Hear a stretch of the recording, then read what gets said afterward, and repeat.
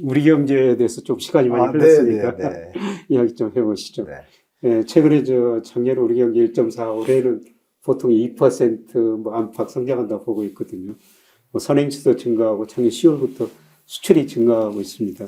그래서 단기 사이클상으로는 조금 회복 국면에는 들어선 것 같아요. 네. 근데 이게 회복 속도는 빠르지도 않고, 근데 늘 구조적인 측면에서 우리 잠재 성장률이 계속 하락하는 게 그렇죠. 문제가 되지 않습니까?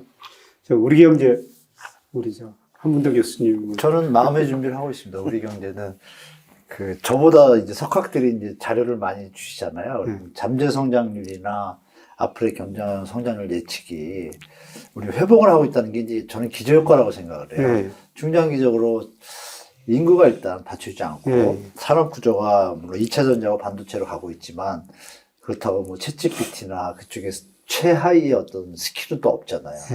그럼 또 중국은 따라오고 있고 그러면 진짜 지금은 중국의 굴기 정책처럼 뭔가 막 전 국민과 해서 이렇게 준비를 해야 그나마 우리 중화공업으로 발전하고 경공업으로 발전하고 이런 스텝바이를 갈 텐데 약간은 지금 제가 이렇게 보는 관점에선 나아지는 거는 그동안에 있던 스킬들을 가지고 유지하고 약간의 스텝바이지 예전처럼 혁신적으로 우리가 갑자기 2차 전지 반도체를 미리 준비해가지고 딱 자리 잡듯이 이런 건 아직 좀 현재는 좀 부족한 것 같아요. 그래서 결정적인 거는 이제 우리나라 경제는 선진국형으로 들어가고 있다 인정하고 여기서 또 교수님한테 역으로 또 질문드리고 싶은 게 왜 국가 경제 정책상 주식의 비중이 높아야 선진화 되는지를 저는 좀 알겠어요. 아는데 제가 배워온 것도 주식을 하면 벌거나 망하거나 이런 개념만 국민들한테 이 프레임이 잡혀 있는 거예요. 계속 교수님 제가 유튜브 채널 가끔 보면 이 주식이라는 것이 어떤 자본주의의 아주 기초 어떤 베이스인데 부동산이라는 게 갑자기 우리나라는 이게 커져가지고 매몰된 그런 것 때문에 저도 사실 걱정을 많이 하거든요. 그러니까 부동산 거품이 있다는 건 저는 계속 말씀드리고 있고 거품이 꺼지는 과정 속에서 그럼 또 다시 한번 또 부동산 거품을 뛸 것인가?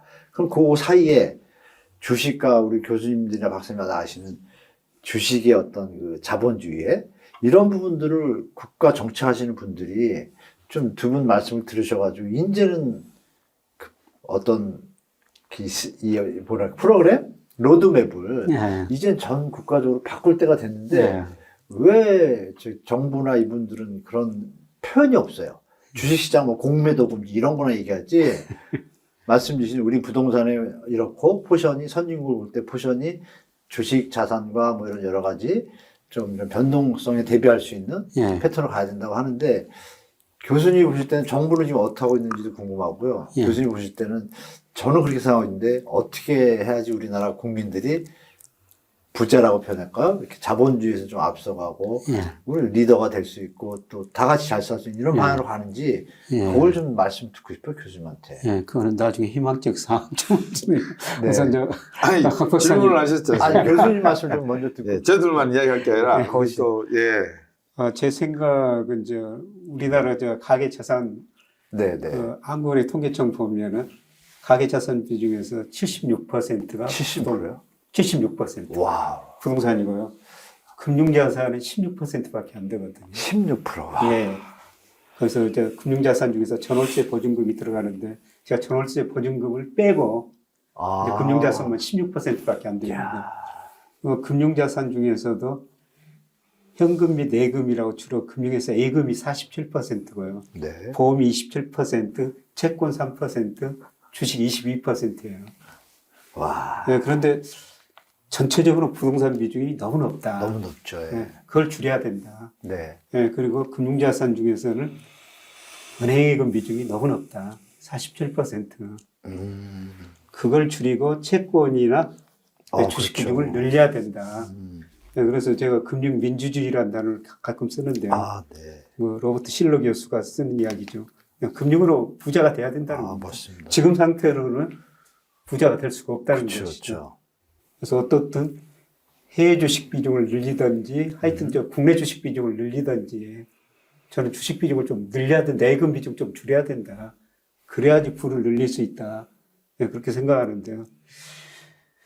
그건 다 느끼고 있는데요.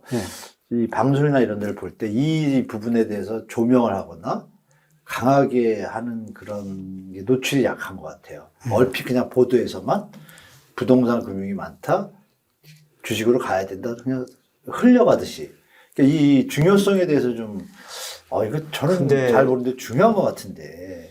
우리 학교 교육에서 금융을 너무 안 가르쳐. 안 가르쳐줘요. 예, 맞아. 저도 저 학교 네. 다닐 때, 뭐 네. 대학원까지 주식에 대해서 거의 공부한 적이 없었거든요. 없죠. 그래가지고 증권회사 들어가면서도 내가 이 회사를 왜 들어가지? 그 정도로 주식에 대해서 아는 게 없었어요. 네. 뭐 지금도 주식하면은 보통 그 투기적인 수단. 맞아요. 사실 우리나라 주가가 좀 장기적으로 미국 주가보다 훨씬 덜 올랐죠. 그렇죠. 그래서 일부 그 투자자들이 주식에서 손해도 많이 보시고 그래가지고 투기적인 수단이다. 뭐 그런 이야기, 주식에 대한 좀 처음부터 뭐 기본적인 공부도 좀 했으면 좋을 것 같고요. 그런데 제 가까운 친척이 삼성전자가 애들들 유학을 보냈다고 그래요. 네. 그러니까 아주 옛날부터 돈이 있을 때마다 삼성전자 주식을 샀거든요. 그런데 시기에 따라 다르지만 장기적으로 보면 삼성전자 주식이 100배 가까이 올랐어요. 그렇죠. 부동산도 낮죠. 예. 네, 맞습니다. 그래서 거기서 시세 차익 누리고 배당금 받아가지고 애들들 유학비를 거기서 삼성전자에서 얻었다.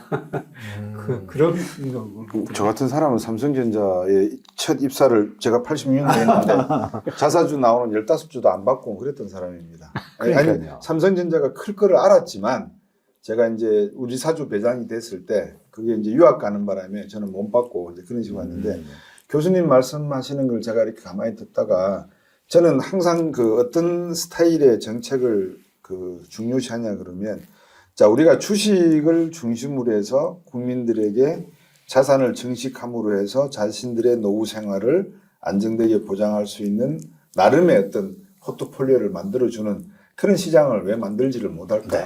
사람들은 왜 자꾸 부동시장에 연연해 할까? 이거를 이야기하려면 우리가 과거 대한민국이 경제발전 단계에서 그러니까 역사가 미천하다는 거는 그건 여러분들 모두가 다 이미 알고 계시고요. 그럼 우리 과거에 재형저축이라는 제도가 있었잖아요. 네, 좋았죠. 네. 그게 이제 시중금리보다 2%에서 3%를 더 얹어주고 네. 정부가 보전을 또 해주고 이렇게 해서 근로자들에게 재형저축을 만들었는데 세금도 안 받고. 예, 세금도 안 받고 상속세, 증여세, 뭐 취득세 다 면제를 해줬습니다. 맞습니다. 거의 그러다가 98년인가요? 95년도에 아마 폐지를 시켜버렸을 거예요. 김재익 수석이 와서 그 폐지를 시켜버렸습니다. 그런데 제가 김재익 수석이 아니죠. 제가 드리고 싶은 말씀은 그겁니다. 그 우리나라에서 투자를 할 때의 주식이라고 하는 그 시장이 가지고 있는 특성, 부동산이 가지고 있는 시장이라고 하는 특성 중에 무엇이 재밌는 차이점이냐 그러면 주식시장은 도덕과 윤리적인 측면에서 놓고 봤을 때 개인이 관여하는 것보다 기관이나 외국인들의 큰손들이 관여하는 힘이 너무나 큽니다. 근데 이 부동산 시장은 개인과 사는 사람들이 중심이 되어서 시장의 크기를 결정을 하게 되더라고요. 그 다음에 재미있는 제가 약간 옆으로 가서 하나의 에피소드를 말씀드릴게요. 우리가 98년도에 외환위기 났잖아요. 그 중에서 쓰러지지 않은 은행이 하나 있었습니다. 어딘지 아시죠? 우리나라 은행 중에서 쓰러지지 않은 은행이 있었습니다. 국민은행이 안 쓰러졌습니다. 국민은행이 한국주택은행 인수했고요. 네. 예. 왜 인수를 했느냐? 국민은행은 서민금융만 하라 그랬습니다. 그렇죠. 그러니까 대기업에다 대출이 없었던 거예요. 예.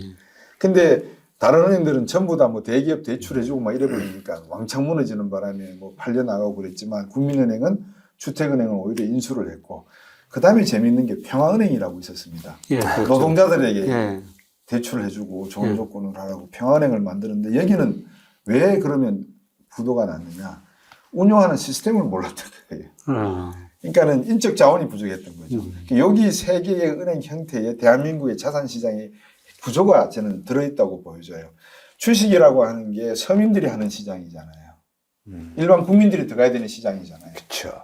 그러니까 회사원도 50만 원씩 적금에 요즘 뭐 MMF도 나오고 ELS도 나오고 ETF도 나오고 다 나오는데 이러한 시장에 투자를 하는 것이 왜 제대로 홍보가 되지 않고 전체 자산에서 20% 정도밖에 비중이 없느냐. 라는 점을 놓고 봤을 때 사람들이 보기에 여기에는 내가 그냥 한번 투자해서 인생 한 방이지라고 하는 생각, 그 관점이 더 강하다는 거예요, 이쪽은.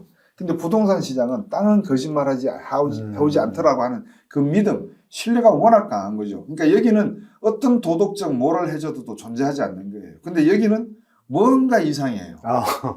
뭔가는 믿지 못하고 신뢰가 안 간다. 신뢰가 안 가는 거죠. 그러니까 여기는 제가 볼 때는 완전히 투기적인 시장화가 되어버렸고, 저는 주식시장이 그렇게 보여집니다.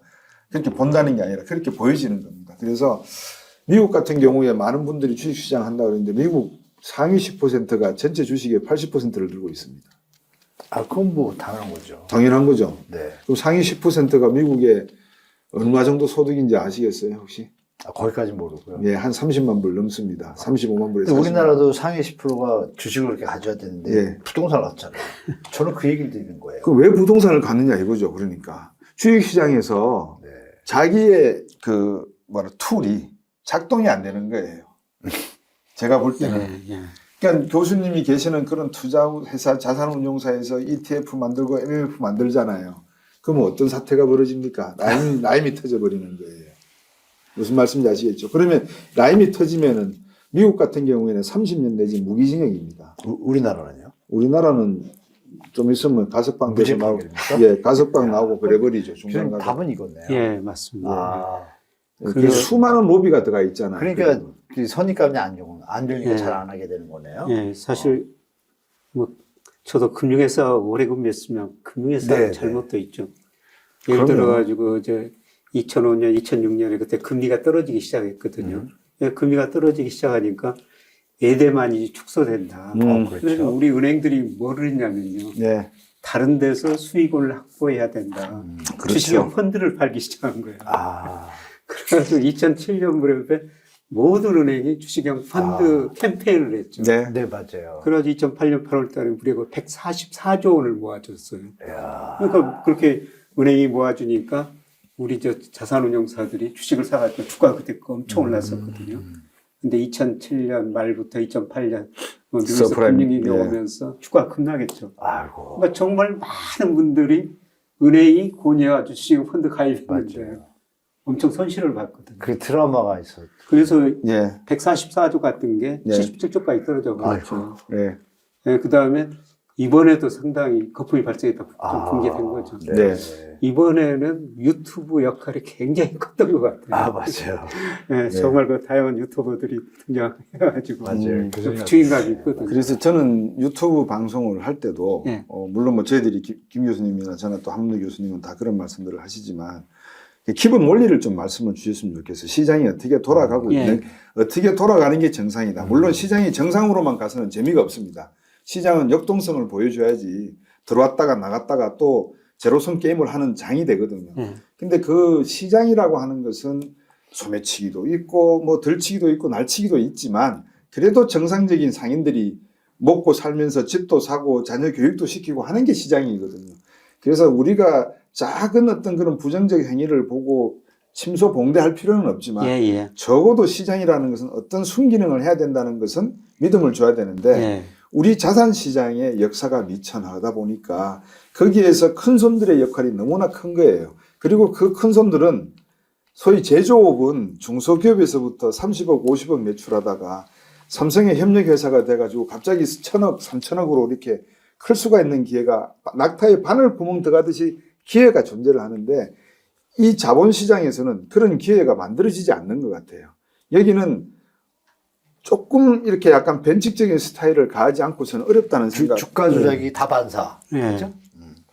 그래서 저는 좀 미래에셋 나빠요. 박연주 회장님을 정말 저는 만나본 적은 없습니다. 간접 광고 같은데. 예. 아니요.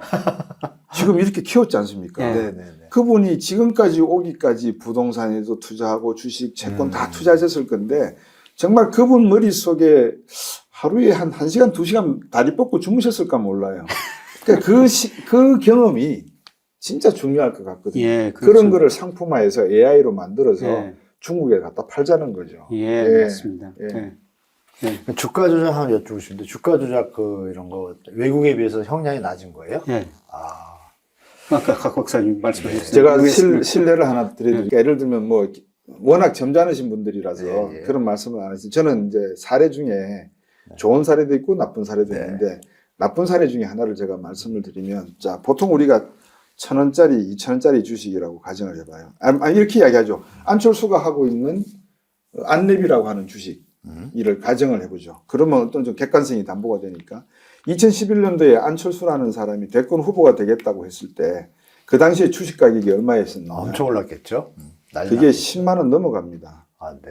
예, 2만 원, 3만 원 정도 하던 게 10만 원. 그러니까 대권 후보로 도전한다라고 발표하는 순간에 대권 관련주다 그러면서 튀어올라갑니다. 맞아요. 자, 그러면 주식의 기본 원칙이 뭐죠? 미래의 기대 수익에 예.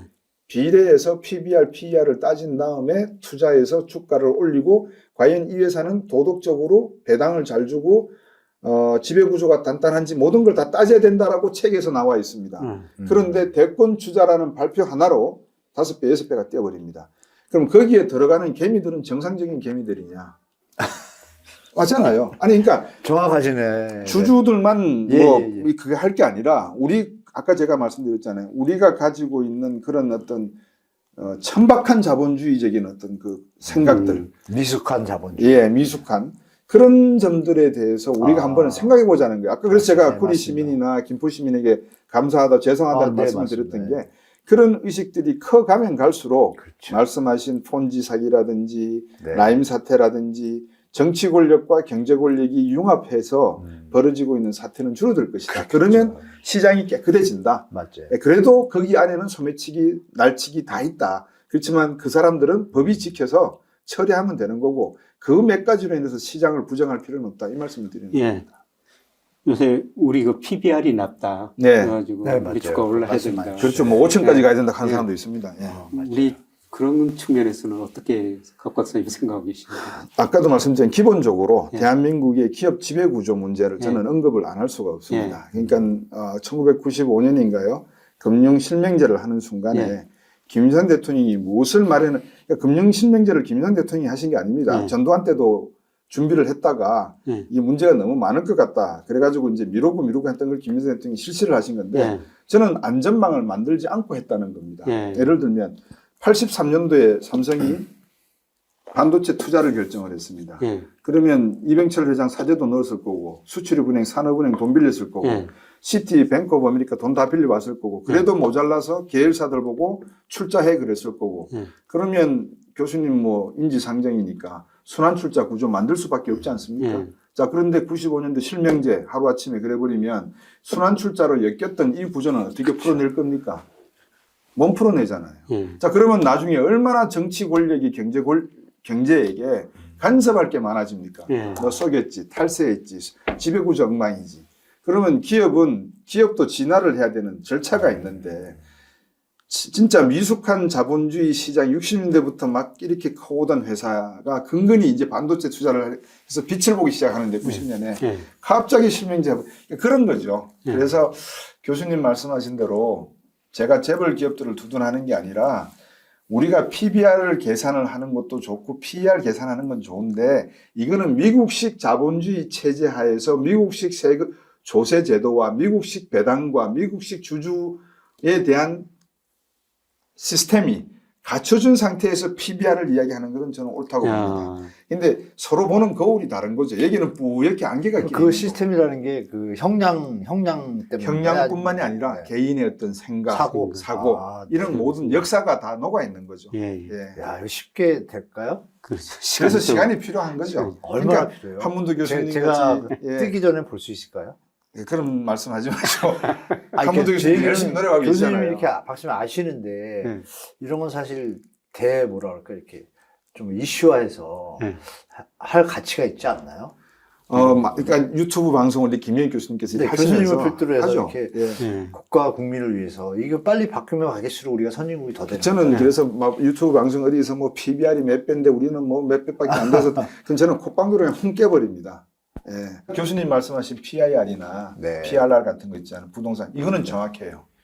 이거는 왜 정확하냐면 우리 거거든요. 이제 외국에서 가져왔지만 우리한테 딱 적용을 시켜놓으면 너무나 극명하게 나오는 거예요. 그래서 PIR이 지금 한 15.8 정도 되나요? 서울 수도권. 네, 조금 내려가지고 다시 올라가서 한 16 정도 16 정도 됐습니다. 다시 또. 그러니까 16년을 돈 한 푼 안 쓰고 모아야지만 서울의 평균 가격이 한 7억짜리 아파트를 산다는 거 아닙니까? 그죠? 네, 맞습니다. 그죠?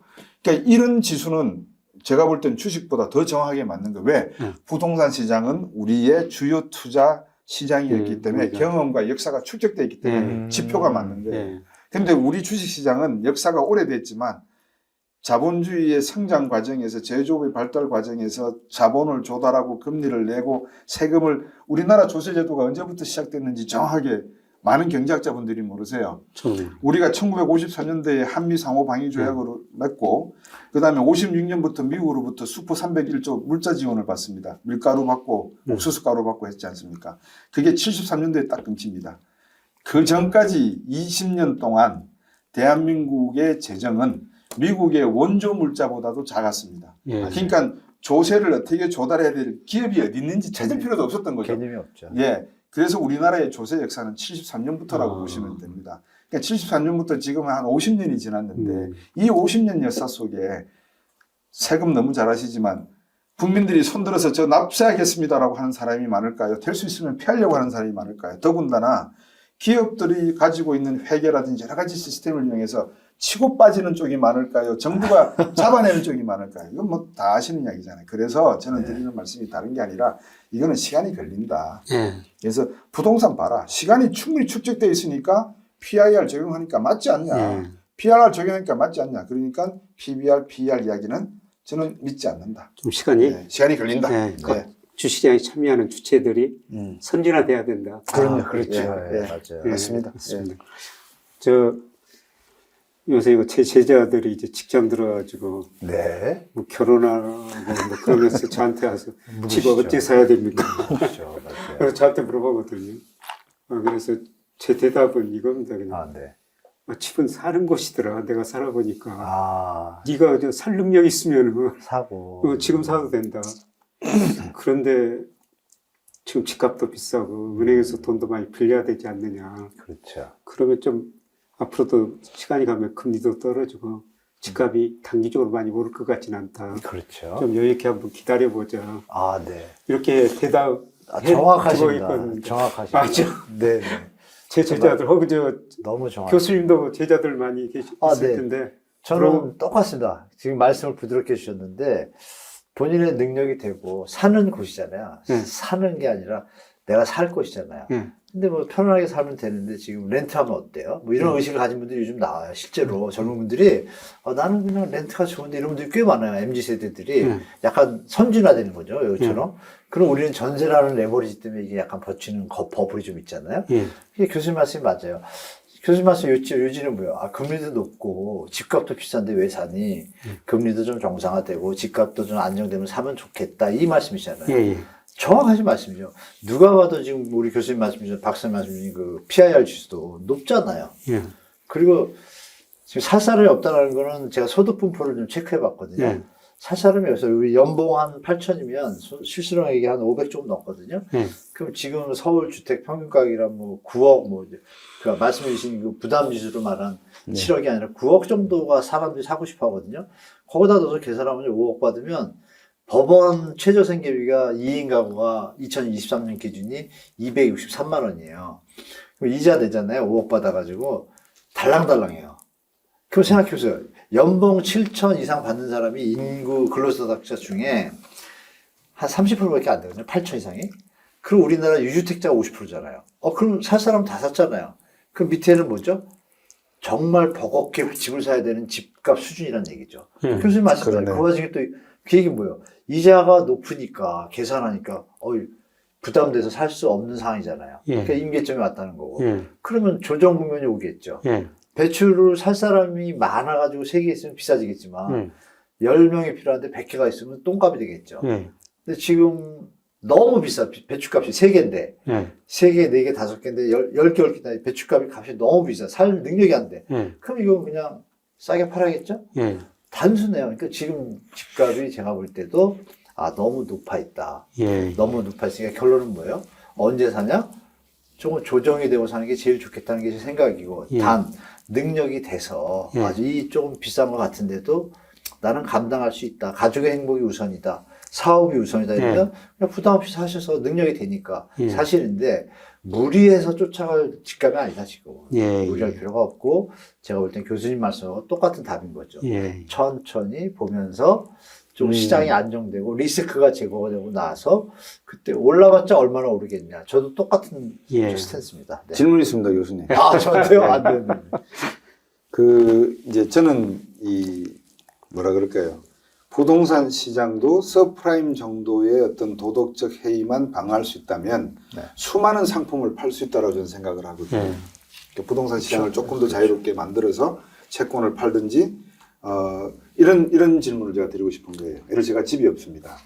근데 지금 경제가 부동산업자들이 많이 어려우니까, 분양이 안 되고 하니까, 제가 신세계에 전화를 거는 거예요. 아, 네. 귀사에 자산운용사가 있을 것도 같고 한데 없어도 상관이 없을 것 같다. 근데 제가 집은 사고 싶은데 7억짜리 지금 분양이 안 되고 있지 않냐. 그럼 깎아달라 6억으로. 근데 잘못 들으면 도둑놈 심보 같이 들을 수가 있는데 6억에 대한 내가 계약서를 쓸 테니까 등기는 같이 등기를 하고 신세계하고 곽수정이 같이 집 소유자 자동차 구매하고 똑같습니다. 할부하고. 그러니까 제가 계약금만 집 구매하는 것만 드리고 소위 말해서 나머지 6억에 대한 금액을 월세 개념으로 그러니까 이자 개념으로 제가 매월 드릴 테니까 30년 지나고 난 다음에는 그냥 제 집으로 등기 이전해 주는 걸로 하시면 어떻겠습니까? 라고 제가 생각을 하니까 제 주변인 사람이 이거 도둑놈 심보다 그래요. 그래서 그게 왜 도둑놈 심보냐? 저게 괜찮은데? 미국에서 자동차 할부를 할 때 60개월 이자 우리나라도 그렇게 하더라고요. 자동차 사듯이 그냥 60개월 내가 이자 낼 테니까 60개월 뒤에 내한테 등기 이전 시키고 같이 등기했다가 그때 모든 걸 끝내는 걸 하면 어떻겠습니까? 라고 하는 생각이 들어서 그래서 부동산 상품도 그런 걸 하나 만들어내고 그거를 또 못 믿겠다 그러면 거기에 대한 채권의 파생 상품을 만들어서 거래를 하면 왜냐 그러면 아까도 말씀드렸잖아요. 대한민국 서민들은요 거짓말을 잘 안 합니다. 착한 서민들이 대부분은.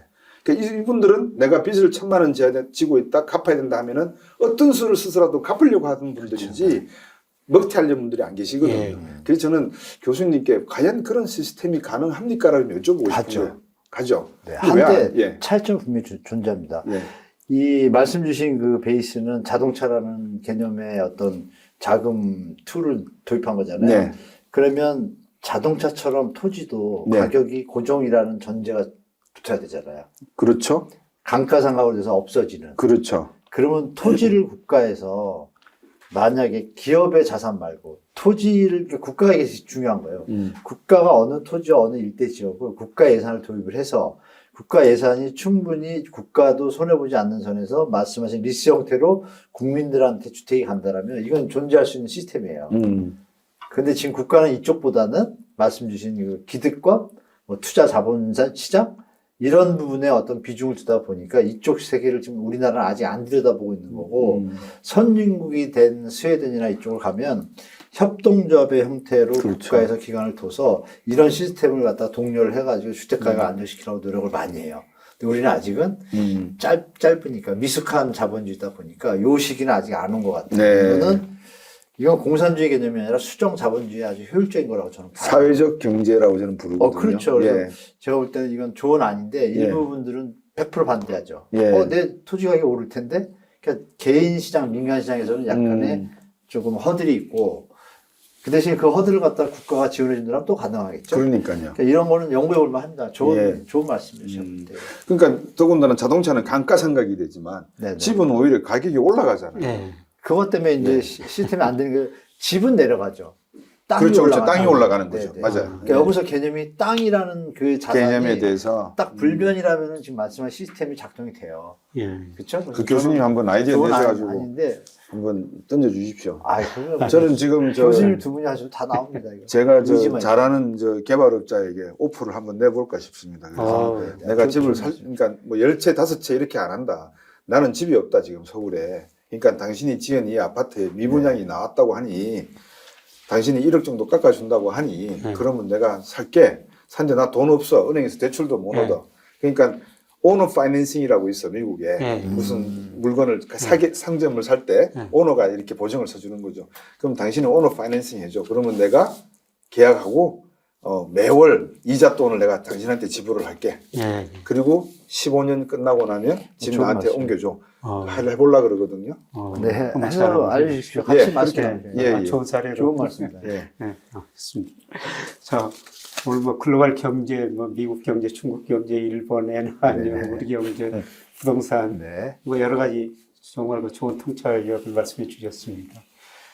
요새 뭐 올 1월부터 주가가 좀 많이 떨어져가지고 네. 우리 투자자들 상당히 좀 힘드신 것 같아요. 네. 그래도 뭐 희망을 어떻게 투자자들한테 좋은 한마디씩 좀 해주시죠. 사이클이라는 개념을 우리가 다 알고 있지 않습니까? 또 여러분들 중에 또 제 연배 되시는 분들은 뭐 금수저도 계셨겠지만 세상을 살아보니까 항상 이 사이클이 있고 네, 아침에 어두운 것 같지만 아침에 어김없이 해는 뜨잖아요. 그렇죠. 그러니까 이제 어김없이 또 해는 뜰 겁니다. 그 예. 얘기 뭐냐면 경제도 어김없이 또 좋은 때가 다시 올 겁니다. 예, 그래서 예. 그 시간을 좀 생각 미리 하시면서 예. 현재 자산 관리나 결정적인 게 건강 관리. 그렇죠. 돈 있으면 뭐예요, 그죠? 그것만 잘 챙기시면서 예. 잘 좀 긴 호흡으로 예. 시장을 바라보시면은 제가 볼 때는 뭐 행복한 또 해를 좀 같이 볼 수 있을 거라고 좀 말씀드리겠습니다. 네. 김용익 교수님, 저 네. 화장실에 가보셨습니까? 얼스라이언스. 화장실이요? 1층인지 2층인지 모르겠습니다. 예. 1층 화장실에 그 뭐 가면 벽에 뭐 이렇게 네, 써놨더라고요. 글자 적어놨죠. 예, 제가 거기서 예. 아주 이 번쩍하던 직관을 받은 게 하나 있었어요. 네. 메시지가. 배트맨 다크나잇에 나온 대사인데요. 우리가 자꾸 쓰러지는 것은 성공하기 위함이다라는 예, 문구가 예, 있더라고요. 예. 그거를 제가 어릴 때 어린애들이 걷기 전에 예. 이렇게 걷기 전에 오. 일어나서 몇 발자국 뛰다가 쓰러지고 아, 또 그렇죠. 몇 발자국 뛰다가 쓰러지고 하잖아요. 예. 그 애들은 그런 쓰러짐을 통해서 신체적인 균형을 잡는 성공에 이르는 길을 알더라고요. 그렇죠. 그러니까 주식 투자를 하건 부동산 투자를 하건 단기적으로 제가 아까도 말씀드렸지만 저는 도덕과 윤리를 강조하는 네. 사람입니다. 자기가 진심을 다해서 시장을 공부하고 연구하고 자기가 투자하는 쪽을 따라갔음에도 불구하고 뭔가 문제가 생긴다 그러면 사회 경제 전반적인 문제가 있다는 것을 의미하는 겁니다. 근데 그렇지 않다면 적어도 대한민국 경제가 세계 10위권의 경제고 주식시장과 부동산 시장이 선진 경제 시스템을 가지고 있다면 공부하셔서 실패하신 것을 실패했다고 좌절하지 마시고 교수님 말씀하신 대로 다시 서는 경험으로 계속 이어가신다면 언젠가는 큰 성공을 할 수가 있다. 저는 그렇게 말씀드리고 싶습니다. 아유. 예, 저도 계속 여러분한테 우리 코스피가 물론 미국 주가보다는 장기적으로 못 올랐지만은 사이클이 있거든요. 근데 명목 GDP 유동성 이런 걸 평가해 보면 아직도 저평가 영역이 있어요.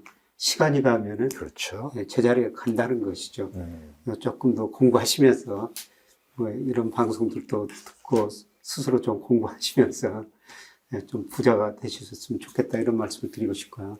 근데 교수님 말씀하셨으면 무엇보다도 건강이 네. 제일 중요하죠. 맞습니다. 네, 건강을 좀 잘 하시면서요. 네. 네, 그 다음에 뭐 경제, 주식 관련 공부 많이 하셔가지고 네, 결국은 모두 사이클이 있고 제자리에 돌아가거든요. 네, 그런 시절이 머지않아 돌아오리라 보고 있습니다. 오늘 그 두 분 모셔가지고 정말 훌륭한 통찰력 저도 많이 배웠고요. 우리 저 구독자 여러분들께서도 많이 좀 생각하시게 하는 그 말씀을 많이 주셨을 것 같습니다. 네, 설 명절 행복하게 보내시길 바랍니다. 고맙습니다. 네.